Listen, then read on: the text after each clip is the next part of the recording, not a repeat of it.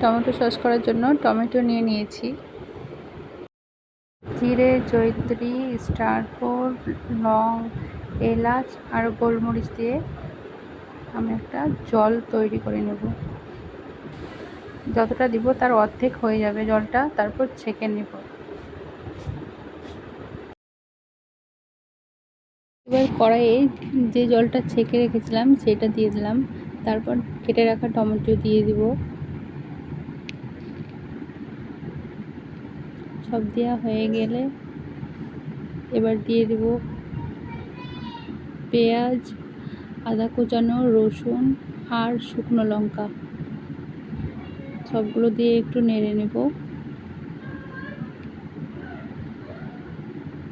গ্যাসের ফ্লেমটা থাকবে হাই। একটু ভালোভাবে নেড়ে নেওয়ার পর রেখে দেব।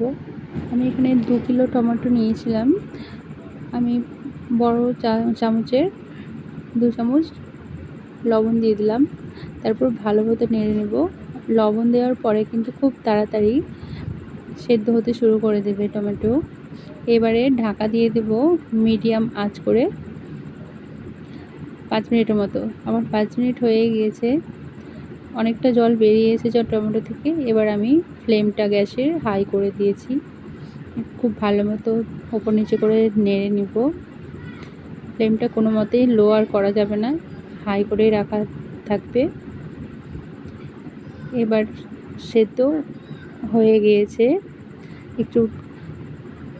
একটু খুন্তি দিয়ে ভালো মতো ভেঙে নিতে হবে। প্রায় হয়ে এসেছে। এবার আমি নামিয়ে নেব। ঠান্ডা করার পরে আমি মিক্সিং জারে একবার ঘুরিয়ে নিয়েছি। একবার করে ঘুরিয়ে নিতে হবে।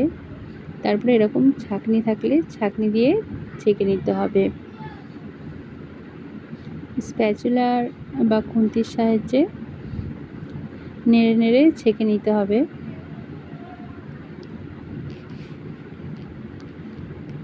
এইভাবে একটু ভালোভাবে ছেঁকে নেবে।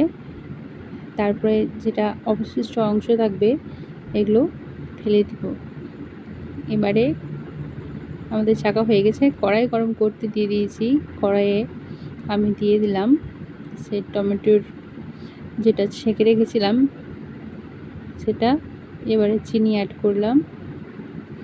চিনি অ্যাড করার পরে আমি এখানে ভিনিগার অ্যাড করছি। আমি এখানে ভিনিগার 150 ml মতো দিয়েছি। এবার দিয়ে দেব খাবার সোডা, দিয়ে দেব লবণ, এবার দিয়ে দেব বিট লবণ। সব উপকরণগুলো দিয়ে একটু ভালো মতো নেড়ে নেব। নাড়তে থাকবো আর ফোটার অপেক্ষায় থাকবো। মাঝে মধ্যেই খুন্তি দিয়ে নেড়ে দিতে হবে। এবার আস্তে আস্তে ফুটছে। এই উপরে যে ফেনাগুলো দেখতে পাওয়া যাচ্ছে এগুলো নিজে নিজেই কমে যাবে, স্বাভাবিক হয়ে যাবে। আমাদের সস প্রায় হয়ে এসেছে।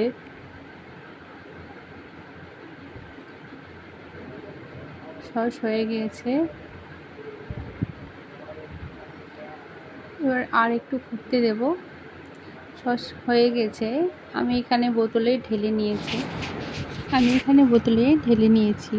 ঠান্ডা করার পরে সসগুলো ঢেলে নিয়েছি।